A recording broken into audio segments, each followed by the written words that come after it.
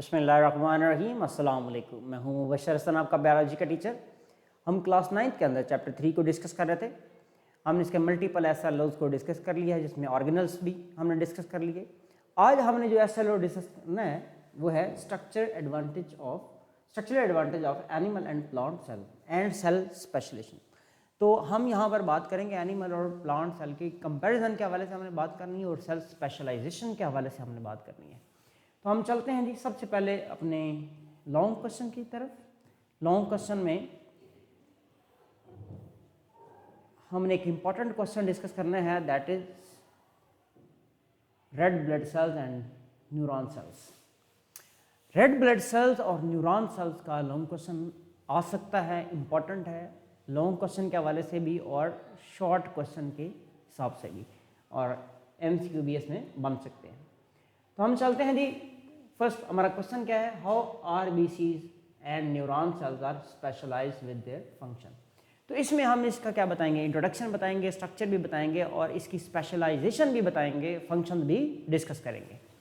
तो यहाँ पर चलते हैं जी रेड ब्लड सेल्स की तरफ। रेड ब्लड सेल्स को हम शॉर्ट फॉर्म में RBCs भी कहते हैं। डेफिनेशन देखें, red blood cells are haemoglobin filled cells, यानी कि इसके पास हीमोग्लोबिन होती है। हीमोग्लोबिन को हम शॉर्ट फॉर्म में HB लिखते हैं। जो हम ब्लड में HB की बात करते हैं वो बेसिकली हमारे RBC की HB होती है, टू ट्रांसपोर्ट ऑक्सीजन। इसका दूसरा देखें पॉइंट इंपॉर्टेंट MCQ क्या है कि इसके पास हीमोग्लोबिन है और हीमोग्लोबिन का काम क्या होता है, ऑक्सीजन को ट्रांसपोर्ट करना होता है। तो 2 MCQ यहाँ पे हमने डिस्कस कर लिए हैं। आगे चलेंगे तो इसके स्पेशलाइज्ड स्ट्रक्चर की तरफ। तो पहले नंबर पे हमने डेफिनेशन डिस्कस की है, नंबर सेकंड पर हमने स्पेशलाइज्ड स्ट्रक्चर डिस्कस करना है। They are biconcave disc shape, very important MCQ। जो RBCs होते हैं ये बाइकनकेव्ड डिस्क शेप के होते हैं। बाइकनकेव्ड डिस्क शेप की अगर देखें तो ये आपको इस तरह से बाइकनकेव्ड नजर आ रहा है, यानी कि इस साइड से भी इस साइड से भी कनकेव है और इस साइड से भी कनकेव है। सो दैट्स वाई ये बाइकनकेव्ड होते हैं। ये एक व्यू इसका नजर आ रहा है। दूसरा व्यू अगर देखें तो ये इसका हमें ऐसे व्यू नजर आएगा, ये सामने ये डिस्क आ गई और इसकी एक साइड अगर कनकेव देखें तो इस तरह से हमें ये एक साइड से कनकेव नजर आ रहा है। तो इस तरह से भी आप देख सकते हो। तो ये बाइकनकेव स्ट्रक्चर होता है। दूसरा है न्यूक्लियस। RBC के अंदर न्यूक्लियस नहीं होता, माइटोकॉन्ड्रिया भी नहीं होता, ER भी नहीं होते। बड़ा इंपॉर्टेंट MCQ यहाँ पर ये डिस्कस किए जाते हैं। यानी कि RBC के अंदर क्या क्या चीज़ें मौजूद नहीं है, न्यूक्लियस नहीं है, एंडोप्लाज्मिक रेटिकुलम नहीं है, गोल्जी ऑपरेटस नहीं होता, माइटोकॉन्ड्रिया नहीं होता। अच्छा, फिर चलते हैं जी इसके फंक्शन की जानिब। अगर हम देखें तो इसके फंक्शन में जो तीसरा पॉइंट डिस्कस कर रहे हैं, पहले हमने कहा इसकी डेफिनेशन की बात की, देन स्ट्रक्चर की बात की। अब हम चलते हैं इसके फंक्शन की तरफ। This shape provide more surface area, ये इसको मोर सरफेस एरिया प्रोवाइड करते हैं। ये कौन सी शेप, जिस शेप को हमने क्या बोला, बायकनकेव शेप, और ये ऑक्सीजन को ज़्यादा से ज़्यादा एब्जॉर्ब कर सकती है और ज़्यादा से ज़्यादा रिलीज कर सकता है। दूसरा पॉइंट यहाँ पर, it help to accommodate more haemoglobin. ये जो शेप होती है ये स्पेशलाइज स्ट्रक्चर होता है, ये क्या करता है, इसको ज़्यादा से ज़्यादा ऑक्सीजन हीमोग्लोबिन रखने में हेल्प करता है। तीसरा point, these cells are very flexible so they can easily pass through blood capillaries. ये बड़े ही फ्लेक्सिबल होते हैं और इजीली जो है वो ऑक्सीजन और कार्बन डाइऑक्साइड को एब्जॉर्ब और रिलीज कर सकते होते हैं। तो ये हमने इसके अंदर कितने 3 पॉइंट्स को डिस्कस किया। अगर फंक्शन ऑफ RBC में शॉर्ट क्वेश्चन आता है तो यही हमने 3 पॉइंट्स इसमें डिस्कस करने होते हैं। ये पहला हमने कंपोनेंट डिस्कस किया अपने शॉर्ट क्वेश्चन का। दूसरा कंपोनेंट है न्यूरॉन्स। हम न्यूरॉन्स के लिए बात करेंगे। The neurons are the structural and functional unit of nervous system. Neurons are the cells of nervous system. इसमें हम बताएंगे ये स्ट्रक्चरल यूनिट भी हैं और ये उसके फंक्शनल यूनिट भी हैं। Structural and functional unit of the nervous system are responsible for coordination. ये coordination in the animal bodies. यहाँ पर उसने लिखा है एनिमल बॉडी के अंदर, तो हम यहाँ पर लिखेंगे एब्सेंट इन प्लांट सेल। तो हम लिखेंगे ये क्या होते हैं, एब्सेंट इन प्लांट्स। प्लांट्स के अंदर ये मौजूद नहीं होते। एनिमल में मौजूद होते हैं न्यूरॉन सेल और प्लांट्स में ये मौजूद नहीं होते। न्यूरॉन सेल ऐसे सेल्स हैं जो सिर्फ और सिर्फ एनिमल सेल में पाए जाते हैं। इसी तरह जो रेड ब्लड सेल्स हैं ये भी सिर्फ एनिमल सेल में पाए जाते हैं। आगे चलें, ये था इसका इंट्रोडक्शन या आप डेफिनेशन कह सकते हैं। अब हम चलते हैं इसके स्पेशलाइज्ड स्ट्रक्चर की जाना। इसका जो स्ट्रक्चर होता है किन किन स्ट्रक्चर कंपोनेंट पर मुश्तमिल होता है, देखें। अच्छा, नंबर फर्स्ट पे देखें, to accomplish this job their structure is very unique. इसका स्ट्रक्चर बड़ा ही यूनिक होता है। उसमें क्या होता है जी, नंबर फर्स्ट पर देखें, neuron cell has cell body. इसके पास क्या होती है, सेल बॉडी होती है। And two types of cytoplasmic fibres. एक सेल बॉडी होती है और 2 फाइबर्स होते हैं। अगर इसको ब्रीफली हम ड्रॉ करें तो कैसे कर सकते हैं, जरा देखिएगा। ये हमें एक फाइबर नजर आ रहा है, ये एक फाइबर नजर आ रहा है, इसका ये एंड नजर आ रहा है। यहां पर हम देखते हैं ये इसका दूसरा फाइबर नजर आ रहा है। दोनों फाइबर के दरमियान में एक जो क्या नजर आ रही है, सेल बॉडी नजर आ रही है। यहां पर देखें, तो यहां पर हमने क्या डिस्कस करना है, देखें ये है एक पार्ट, ये दूसरा पार्ट और ये तीसरा पार्ट। पहला जो पार्ट हमें नजर आ रहा है, पहला फाइबर नजर आ रहा है, इसको हम कहते हैं डेंड्रोन। डेंड्रोन। दूसरा जो पार्ट हमें नजर आ रहा है ये फाइबर, इसको हम एक्सोन कहते हैं। और दरमियान में हमें क्या नजर आ रही है, सेल बॉडी नजर आ रही है। सेल बॉडी नजर आ रही है। Dendron, cell body and axon, ये 3 पार्ट्स हमें नजर आ रहे हैं किसके, न्यूरॉन सेल के। तो ये इंपॉर्टेंट है, ये हमने डिस्कस करना है। यहां पर देखिएगा, पहला पॉइंट हमने डिस्कस किया, दूसरा point one of them dendrite. अब यहां पर 2 बातें हैं, डेंड्राइट है या डेंड्रोन है। अगर ये सिंगुलर होगा, एक होगा तो डेंड्रोन है, अगर बहुत ज्यादा है तो वहां पे उसको हम डेंड्राइट्स कहते हैं। Which conduct nerve impulse to the cell body. यहां पर ये भी बड़ा इंपॉर्टेंट एमसीक्यू है, यानी कि यहां पे मैसेज आएगा, मैसेज यहां से किसकी तरफ जा रहा है, सेल बॉडी की तरफ जा रहा है। फिर सेल बॉडी से अवे मैसेज कौन लेके जा रहा है, ये है जी हमारे पास एक्सोन। यहां पर कौन है, डेंड्रोन। डेंड्रोन क्या करेगा, मैसेज ले जाएगा सेल बॉडी की तरफ, और जो एक्सोन है ये मैसेज को away from the cell body लेके जाएगा। आगे चलते हैं, number 3 point, other axons which conduct message away from the cell body. ये तीसरा पॉइंट आ गया। Number 4, the dendrites and axons make possible for neuron to communicate with far away cells of the body। यानी कि body में दूर दूर तक, यानी कि आप देखें हमारे हेड से लेकर टो तक अगर बात करें तो मैसेजेस जाते हैं। तो ये मैसेजेस किसका काम होता है, ये एक्सोन और डेंड्राइट्स और डेंड्रोन्स का काम होता है। आगे चलते हैं जी, इस न्यूरॉन का फंक्शन क्या है, ये तीसरा पॉइंट आ गया। न्यूरॉन्स कंडक्ट इंपल्सेस, ये मैसेजेस को भेजता है, कहां से कहां, बॉडी के एक पार्ट से लेकर दूसरे पार्ट तक ये मैसेजेस को ट्रांसपोर्ट करता है। तो ये हमने इसके स्ट्रक्चर के हवाले से बात की है। अब हम चलते हैं अपने शॉर्ट क्वेश्चन की जानिब। हमारी इस वर्कशीट के अंदर हमने 5 शॉर्ट क्वेश्चन को डिस्कस करना है, जिसमें से हमारा जो पहला क्वेश्चन है, what is the specialisation and why it is essential in multi cellular organism. तो सबसे पहले हम इसकी डेफिनेशन की तरफ आएंगे, फिर हम इसकी इंपॉर्टेंस डिस्कस करेंगे कि सेल स्पेशलाइजेशन क्या है और ये सेल्स के लिए इंपॉर्टेंट क्यों है। पहली बात, व्हाट इज सेल स्पेशलाइजेशन, ये सेल हमारा पहला कंपोनेंट आ जाएगा। सेकंड, हम इसकी एक्सप्लेनेशन की तरफ आएंगे, और थर्ड, हम इसकी इंपॉर्टेंस बताएंगे। इसका मतलब इस क्वेश्चन के अंदर 1 + 1 + 1 = 3 पार्ट्स हैं, और तीनों को हमने ब्रीफली डिस्कस करना है, तब जाके हमें 3 मार्क्स कंफर्म मिलेंगे। What is cell specialization is, अब देखिए cell specialization is also known as cell differentiation। Cell specialisation को सेल डिफरेंशिएशन भी कहते हैं, यानी कि सेल डिफरेंट हो जाते हैं, एक दूसरे से डिफरेंट होते हैं अपने फंक्शन के हिसाब से।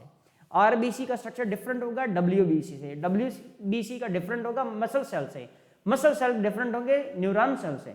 तो ये हम क्या कह रहे हैं कि एक दूसरे से वो बेसिकली डिफरेंट हो जाते हैं स्ट्रक्चर के हिसाब से और फंक्शन के हिसाब से भी। In the process during which generic cell transform into specific cell that have unique function. आपने देखा कि सबसे पहले क्या होता है, जाइगोट होता है, जाइगोट से एम्ब्रियो बनता है। अब एम्ब्रियो के जो सेल्स होते हैं वो सारे एक जैसे सेल्स होते हैं। उसके बाद होती है division of labour. Division of labour का मतलब है कि हर सेल अपने अपने फंक्शन के हिसाब से स्पेसिफिक हो जाता है। आरबीसी ने ऑक्सीजन को ट्रांसपोर्ट करना है, डब्ल्यूबीसी ने इम्यूनिटी में काम करना है, न्यूरॉन सेल ने नर्व इंपल्स में काम करना है। तो हम इसकी एक्सप्लेनेशन की तरफ आते हैं। All cells in a multi cellular organism start from single cell zygote, यानी कि किससे बनते हैं, जाइगोट से बनते हैं। फिर यहाँ पर डिवीजन होती है, डिवीजन होने के बाद हमने कहा डिवाइड करते हैं, न्यू सेल बनते हैं, एक्टिवेट और deactivated different parts of the DNA, यानी कि हर सेल के अंदर सारा डीएनए मौजूद होता है। किसी सेल में कुछ डीएनए एक्टिव होता है, किसी में कुछ इनएक्टिव होता है। एक सेल में अगर एक इनएक्टिव है तो हो सकता है दूसरे सेल में वो क्या होगा, एक्टिव होगा। This decide what protein they make, what function they perform, यानी कि एक्टिव होना डीएनए का, कुछ जीन्स कहीं एक्टिव हैं, कुछ जीन कहीं एक्टिव है। उन जीन का एक्टिव होना यह बताता है कि किस सेल के अंदर कौन सी प्रोटीन बननी है। आगे चलेंगे, importance. This specialisation is helpful because it allows the creation of different tissues, यानी कि सेल स्पेशलाइज्ड होते हैं। सपोज करें न्यूरॉन सेल है तो इसने क्या बनाने हैं, न्यूरॉन के टिश्यूज बनाने हैं, यानी कि नर्वस सिस्टम के टिश्यू बनाएगा। इसी तरह मसल सेल है तो मसल टिश्यू बनेंगे। तो डिपेंड कर रहा होता है हर सेल का जो स्पेशलाइजेशन, उसका स्ट्रक्चर, उसका फंक्शन, वो डिफरेंट टिश्यू बनाने में हेल्प कर रहा होता है। तो ये इसकी इंपॉर्टेंस आ गई। Muscle cells for the heart. अब देखिए हार्ट के जो मसल्स होते हैं और जब बॉडी के मसल्स होते हैं इनमें डिफरेंस होता है। हार्ट के मसल्स उनको हम कार्डियक मसल्स कहते हैं, कार्डियक मसल्स कहते हैं क्योंकि उनके अपने डिफरेंट फंक्शन होते हैं। इस तरह न्यूरॉन्स फॉर द ब्रेन, जो ब्रेन का सेल होते हैं वो न्यूरॉन होते हैं, नर्वस सिस्टम के जो सेल होते हैं वो न्यूरॉन होते हैं। तो ये हमने इसकी इंपॉर्टेंस को डिस्कस कर लिया। तो यहाँ पे हमारा लॉन्ग क्वेश्चन जो है वो कंप्लीट होता है। अब हम चलते हैं अपने, ये शॉर्ट क्वेश्चन कंप्लीट होता है। अब हम चलते हैं अपने शॉर्ट क्वेश्चन सेकंड की जानब, जो कि किस पे डिपेंड कर रहा है जी, how is the movement of animals and plant cell related with cell wall.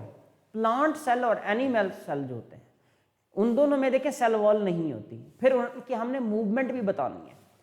तो क्या प्लांट सेल मूव करता है, हमें पता है कि प्लांट सेल की मूवमेंट नहीं होती। किस वजह से, क्योंकि उनमें एक सेल रिजिड होता है, उसमें सेल वॉल होती है।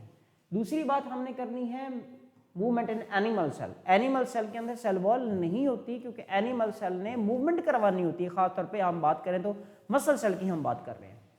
Plant cells can not move, पहला point, place to place because rigidity provided by the cell membrane. तो सेल वॉल, यहाँ पर 2 पॉइंट्स हमने देखे हैं। सेल वॉल की वजह से प्लांट सेल रिजिड हो जाता है और उसकी मूवमेंट नहीं हो सकती। आगे चले, movement in the animal cell, lack of cell wall make animal cell very flexible. ये पहला पॉइंट आ गया। दूसरा, animal cells and animal as a whole can move suitable environment condition, यानी कि ये मूव कर सकते हैं। ठीक हो गया, for better feeding field and opportunities. क्यों? क्योंकि इनके पास सेल वॉल नहीं होते, ये सेल फ्लेक्सिबल होते हैं, ये सेल रिजिड नहीं होते। आगे चलेंगे, क्वेश्चन नंबर 3 हमारा important one. Briefly describe about mesophyll cells. Mesophyll cells देखें प्लांट के सेल्स होते हैं। आपने जब भी सेल्स का जिक्र करना है 3 बातें बतानी है, उसका इंट्रोडक्शन बताना है, उसका स्ट्रक्चर बताना है, उसका फंक्शन बताना है। तो इस क्वेश्चन के अंदर भी आपके 3 रूब्रिक्स हैं जो कि 1+1+1 पर कंसिस्ट होंगे और 3 रूब्रिक्स आप कंप्लीट लिखेंगे तो आपको 3 मार्क्स कंफर्म मिलेंगे। पहला यहाँ पे हमने डेफिनेशन, दूसरा सेल स्पेशलाइजेशन और स्ट्रक्चर, तीसरा हमने इसका फंक्शन बताना है।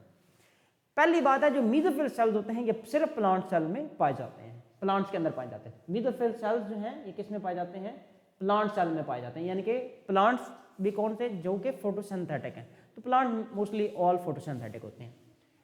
They are present in the plant leaves, यानी कि ये हमने इसका दूसरा पॉइंट भी डिस्कस कर लिया। प्लांट के अंदर ये कहाँ पाए जाते हैं, ये लीव्स के अंदर पाए जाते हैं। आगे चलते हैं स्पेशलाइजेशन।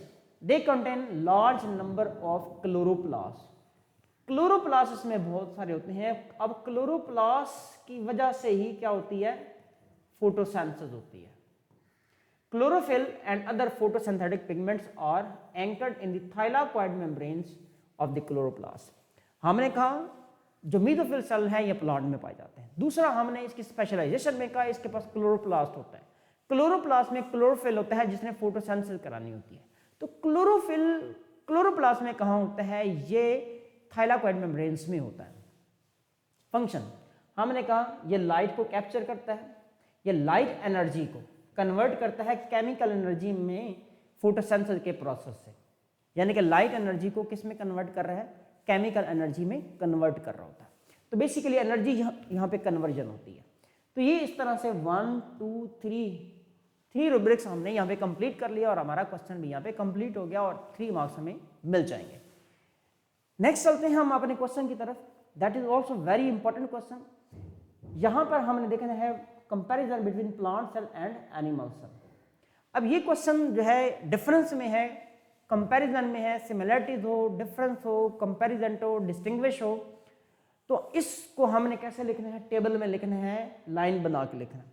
हमने इसकी हेडिंग्स बनानी है।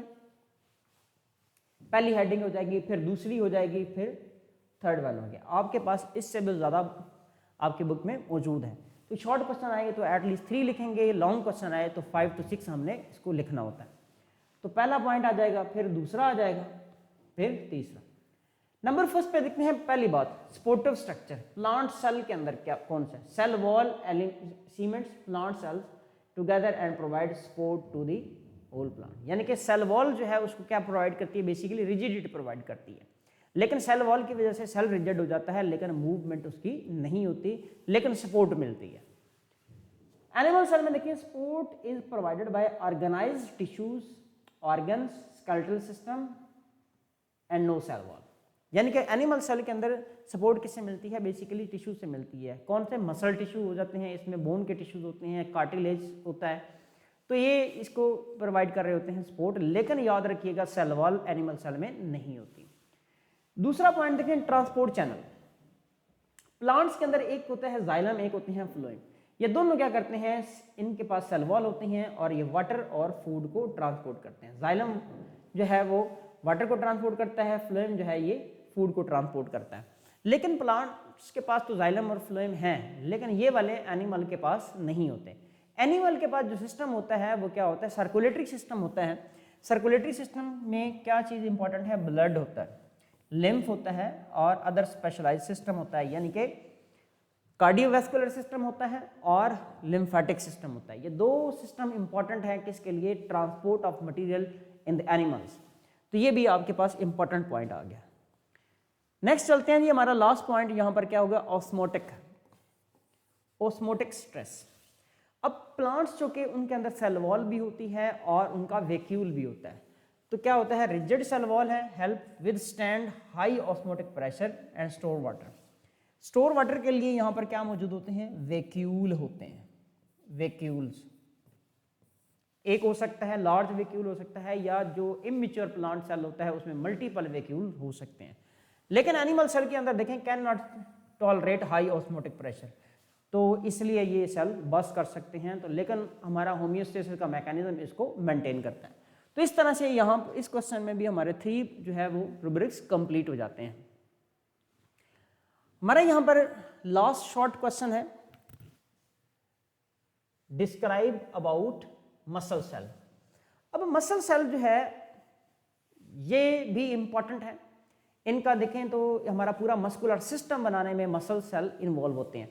तो पहले हम चलेंगे इसके मसल सेल के हवाले से, हम इसका बताएंगे इनका ये है कि muscle cells have ability to contract and relax.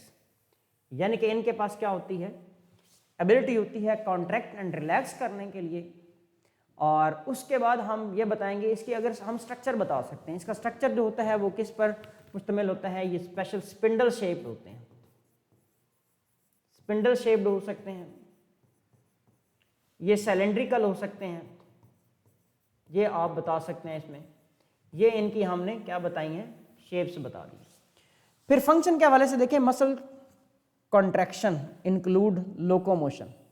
तो पहले हमने यहाँ पर लोकोमोशन का जिक्र किया है, लोकोमोशन के हवाले से हम बात करेंगे। लोकोमोशन नंबर सेकंड यहाँ पे हम लिखेंगे मूवमेंट के हवाले से। लोकोमोशन एंड मूवमेंट दोनों जो है वो बिल्कुल डिफरेंट पॉइंट्स होते हैं। मूवमेंट होती है किसी भी ऑर्गेनिज्म का मूव करना, यानी कि उसमें प्लेस चेंज नहीं हो रही थी, लेकिन लोकोमोशन में क्या होता है, वो प्लेस अपनी चेंज कर लेता है। तो ये थे हमारे इस वर्कशीट के शॉर्ट क्वेश्चन। अब हम चलते हैं अपने मल्टीपल शॉर्ट क्वेश्चन की जानब, that are also very important, previous papers में आ चुके हैं। इनमें से जो हमारा पहला एमसीक्यू है, इसको हमने देखना है, ये क्या है, गार्ड सेल्स। अब जो गार्ड सेल्स है, डेफिनेटली ये किसके सेल्स हैं, प्लांट के सेल हैं, प्लांट सेल,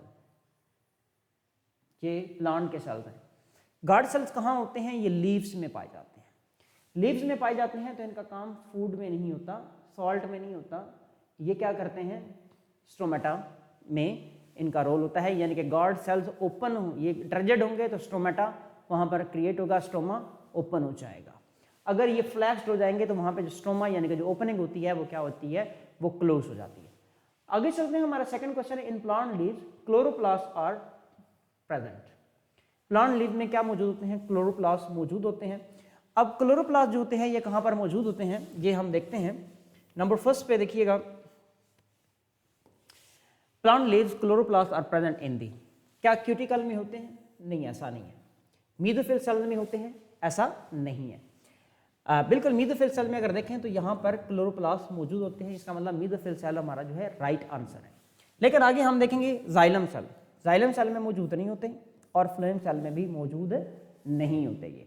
तो इसकी हम बात कर रहे थे। आगे हम चलते हैं जी अपने थर्ड ऑब्जेक्टिव की जानब। हमने आरबीसी के हवाले से बात की, रेड ब्लड सेल्स के फंक्शन के हवाले से बात की। तो रेड ब्लड सेल्स होता है, इसका लाइफ स्पैन जो होता है वो कितना है, the average life of RBC 60 days ऐसा नहीं है, 90 डेज ऐसा नहीं है, 3 मंथ ऐसा नहीं है। इसका जो लाइफ स्पैन होता है वो 120 डेज होता है, या फिर हम इसको क्या लिखते हैं, 4 मंथ्स। इसके बाद कहाँ जाते हैं, इसके बाद हमारे आरबीसी डेड हो जाते हैं। डेड होने के बाद ये कहाँ पर स्टोर होते हैं, एक ऑर्गन है हमारा जिसको हम क्या बोलते हैं, स्प्लीन। स्प्लीन, स्प्लीन को ग्रेवयार्ड ऑफ द आरबीसी कहते हैं, ग्रेवयार्ड ऑफ आरबीसी। और वहां पर ये इसको बरेड कर दिया जाता है। बरेड करने के बाद इनकी रिसाइकलिंग होती है। रिसाइकलिंग किसने करानी है, वो फिर स्प्लीन और लिवर ने मिलकर करवानी होती है। क्वेश्चन नंबर हमारा यहाँ पर 4 है, carry message away from the cell body. हमने सेल बॉडी के 2 पार्ट्स पढ़े, एक एक्सोन और एक डेंड्रोन। तो जो हमने कहा कि सेल बॉडी से अवे जो मैसेज लेके जाएगा वो कौन होता है, वो एक्सोन होता है। जो सेल बॉडी की तरफ लेके आता है इसको हम क्या बोलते हैं, उसको हम डेंड्रोन कहते हैं। और सेल बॉडी जो है उस मैसेज को क्या करती है, इंटरप्रिटेशन कर रही होती है। तो हम देखते हैं neurons, dendrites, axons, cell body. तो हमारा जो अवे फ्रॉम दी बात कर रहे हैं तो वो कौन है, वो एक्सोन है। यहाँ पे हमारा राइट आंसर एक्सोन पे है। हमारा यहाँ पर MCQ number 5, last MCQ but not least MCQ, इसको क्या हम बोलेंगे, लिवर सेल्स यानी कि हेपेटोसाइट्स। लिवर सेल्स को हेपेटोसाइट्स कहते हैं। इंपॉर्टेंट एमसीक्यू है, हमने नोट करना है। और well suited for various function. जो लिवर का सेल होता है ये मल्टीपल फंक्शन परफॉर्म कर रहा होता है। इनकी सेक्रेशन भी होती हैं, डिटॉक्सिफिकेशन भी करवाता है, रिसाइकलिंग भी कराता है, स्टोरेज भी कराता है। तो मल्टीपल इसके फंक्शन होते हैं। तो ये इसके मल्टीपल फंक्शन कैसे हो सकते हैं, क्योंकि इसकी जो शेप होती है वो कैसी होती है, हेक्सागोनल शेप होती है। इसकी मल्टीपल यानी कि हवाले से मल्टीपल फंक्शन किस वजह से है, हेक्सागोनल शेप की वजह से है। सेंट्रल न्यूक्लियस तो सभी में होता है, स्ट्राइएटेड नहीं होते, क्योंकि स्ट्राइएटेड जो है वो सिर्फ मसल सेल होते हैं। आगे चले, हीमोग्लोबिन सिर्फ आरबीसीज में होती है। तो यहाँ पे हमारा राइट आंसर कौन सा है, वो है हेक्सागोनल शेप। तो यहाँ पे हमारा ये लेक्चर कंप्लीट होता है। आपने हमारी वीडियोस को लाइक करना है, कमेंट्स लाजमी देने हैं, सजेशंस देनी है अपनी, और उसके अलावा हमारे चैनल को सब्सक्राइब करना है, अपने फ्रेंड्स से शेयर करना है जिनको ज़रूरत है। और हमारा नेक्स्ट लेक्चर चैप्टर 3 का हो सकता है या 4 का हो सकता है, वो नेक्स्ट होगा इंशाल्लाह। तब तक के लिए हमारी यहाँ पे वीडियो को आप लाइक कीजिएगा, कमेंट कीजिएगा, शेयर कीजिएगा और हमें दें इजाज़त। अल्लाह हाफ़िज़।